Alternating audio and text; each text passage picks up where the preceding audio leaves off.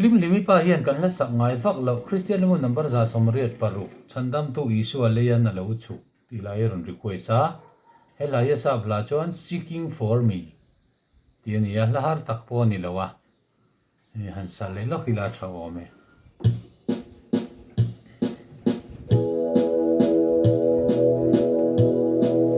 chandam tu isu aleyan na lo chu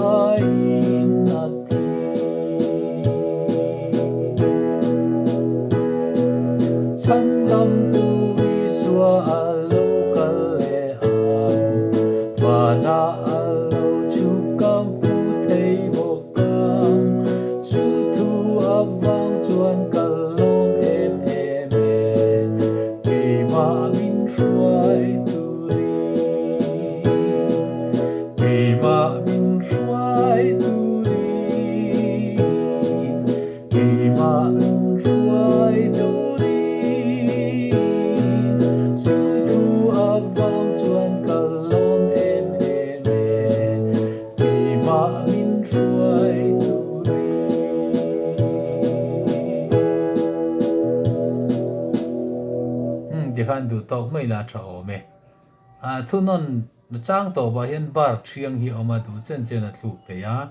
a thu non hi du chuan a lak ma deuh the ya du chuan a lak tlai deuh thei bawk ani naron request tu kha lim limi pa ani